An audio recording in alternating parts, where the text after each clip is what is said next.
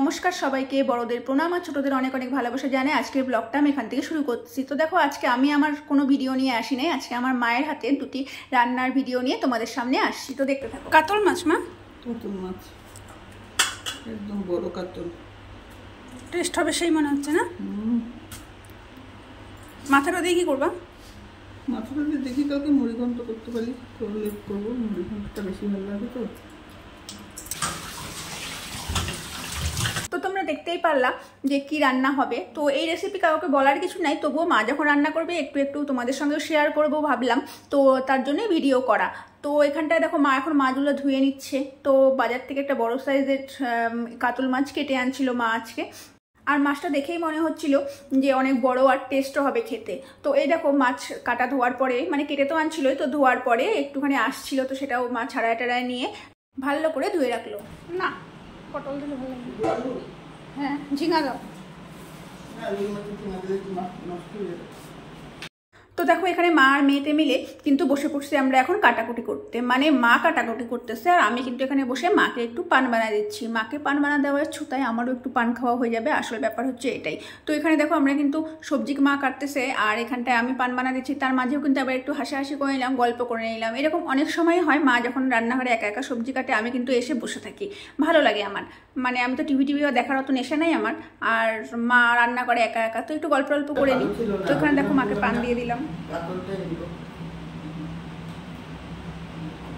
মাকে পান দেওয়ার পরে দেখো, আমারটাও কিন্তু আমি সুন্দর করে সাজায় নিচ্ছি। আর দেখো, মুখে পুরে দিলাম। এবার পানির জায়গাটা রেখে আমি কিন্তু সুন্দর করে বসে এখন মার সঙ্গে গল্প করবো। আর মা যে মাছের ঝোল রান্না করবে তার জন্য আলু টালু সব কিছু কাটা কিন্তু মার হয়ে গেল। আর দেখো, আমাকে এখানে পাঠিয়ে দিল কাজ করতে। মানে একটু চুপ করে বসে থাকবো যে, সেটা কিন্তু আমার শান্তি নেই। আমাকে পাঠিয়ে দিল টমেটো আনতে। তো দেখো, আমি এখান থেকে টমেটো নিয়ে নিচ্ছি। তো এখানে গিয়ে মাকে দিয়েও দিলাম। আর তোমাদের কার কার এরকম মার সঙ্গে বসে সবজি কাটতে ভালো লাগে আমাকে কিন্তু কমেন্টে অবশ্যই জানাবা। আমার তো খুবই ভালো লাগে সবজি কাটা দেখতে, আমার সবজি কাটতেও ভালো লাগে। আর তোমাদের তো আগেই বলছি, আমার রান্নাবাড়ির দিকে একটা একটু বেশি, ঘর গুছানো, রান্নাবাড়ি এসব। আর এই দেখো, টমেটো নিয়ে আমি একটু খেলা করে নিচ্ছি। তো দেখো, মা চাইলো, দিয়েও দিলাম। তো এরকম আমাদের মা মেয়ে কিন্তু দিব্যি আমাদের দিন চলে যায়। তো এইভাবেই আমাদের দিনটা চলে। দুজন মানুষ বাড়িতে আর কি করবো বলো, নিজেদের মধ্যে তো গল্প গুজব করেই সময়টা কাটাতে হবে। আমার মা যদিও টিভি নিয়েই বেশি সময় থাকে, কিছু বলতে গেলে টিভির সময় যদি কিছু আমি কোনো গুরুত্বপূর্ণ কথাও বলতে যাই, সেটা কিন্তু পরে গুরুত্বপূর্ণ আমার কাছে ওটা, কিন্তু আমার মার কাছে কিন্তু টিভি আগে।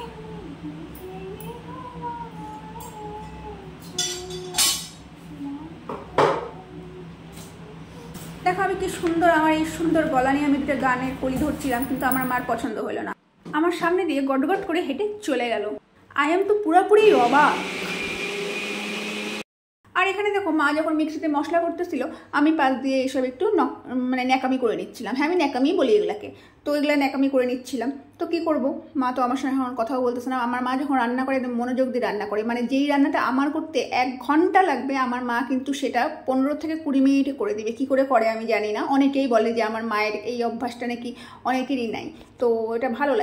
মায়ের প্রশংসা শুনতে কোন সন্তানের না ভালো লাগে বলো? আমার তো খুবই ভালো লাগে। তোমাদের কার কার মায়ের প্রশংসা শুনতে ভালো লাগে আমাকে কিন্তু কমেন্টে অবশ্যই জানাবা।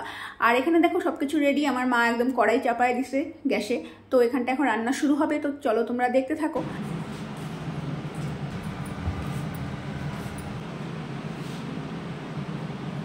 লবণ দিলা কেন? ছিড়বে না।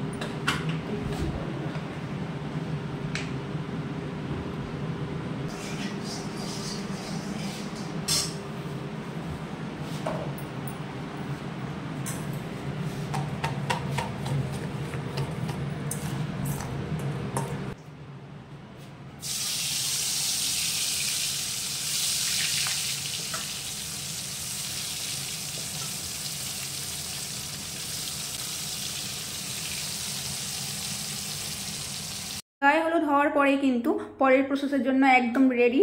যাই হোক, মজা করলাম। মানে হলুদ লবণ মাখানোর পরে একদম গরম গরম তেলে কিন্তু মাছ পড়ে গেল।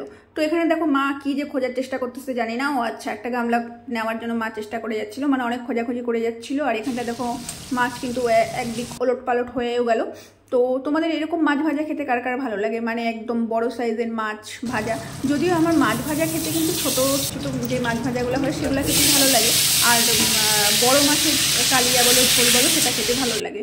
এদিকে দেখো মাছের ঝোলের আলু ভাজতে দিয়ে কিন্তু মা এখানটায় পরে যে বানাবে চাটনি, তো সেই চাটনি বানানোর জন্য কিন্তু খেজুর আমসত্ত্ব এসব কাটতে বসে পড়ছে। আর আমি তো পিছা ছাড়বো না, আমি আবার বসে পড়ছি যে কখন আমি একটু পাবো আমসত্ত্ব, কারণ আমসত্ত্ব খেতে আমার ভীষণ ভালো লাগে। তোমাদের কার কার আমার মতো এরকম আমসত্ত্ব খেতে ভালো লাগে আমাকে কিন্তু কমেন্টে অবশ্যই জানাবা।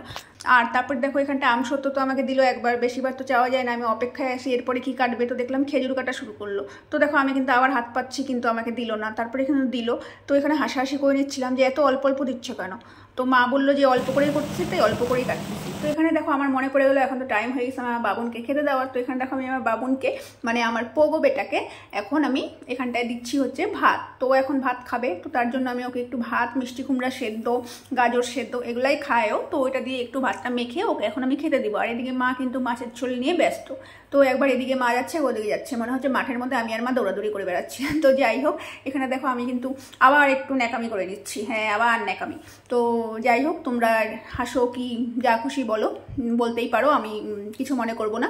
আর হ্যাঁ তোমাদের অনেকে আমাকে অনেক ভালো ভালো কমেন্ট করো, লাইক করো আমার ভিডিওতে, আমার খুব ভালো লাগে তোমাদেরকে, তার জন্য জানাই অসংখ্য ধন্যবাদ। আজকের ভিডিওটা অনেক বড় হচ্ছে, জানি না তোমরা শেষ পর্যন্ত দেখবে কিনা। যদি শেষ পর্যন্ত দেখো তাহলে কিন্তু অবশ্যই একটু কমেন্ট করো, তাহলে আমি জানতে পারবো যে হ্যাঁ তোমরা আমার ভিডিও দেখো আর উৎসাহ পাবো, আমার ভালো লাগে তাই। তো এখানে দেখো আমি কিন্তু পোগোকে ভাত দিয়ে আসার পরে আবার একটু খুন্তি নাড়া নিচ্ছি, মা ছিল না রান্নাঘরে, সেই ফাঁকে খুন্তি নাড়া নিলাম। তো এখন কিন্তু পড়ে গেল ঝোলে মাছ। তো মাছ পড়ার পরে দেখো ঝোলের কালারটা কি অপূর্ব হয়েছে। আর আমার মায়ের হাতের রান্না তো সত্যি অপূর্ব, মানে আমি গর্ব করে বলি আমার মায়ের হাতের রান্না খুবই ভালো। জানি যদিও সবার মায়ের হাতের রান্নাই সবার কাছে ভালো লাগে, তবুও আমার কিন্তু স্পেশাল লাগে আমার মায়ের হাতের রান্না। তো এখানে দেখো কথা বলতে বলতে কিন্তু মাছের ঝোলটা রেডি। তো কেমন লাগতেছে আমার মায়ের হাতের এই মা টকটকা লাল লাল মাছের ঝোল অবশ্যই জানাবে কিন্তু কমেন্টে। আর এখানে দেখো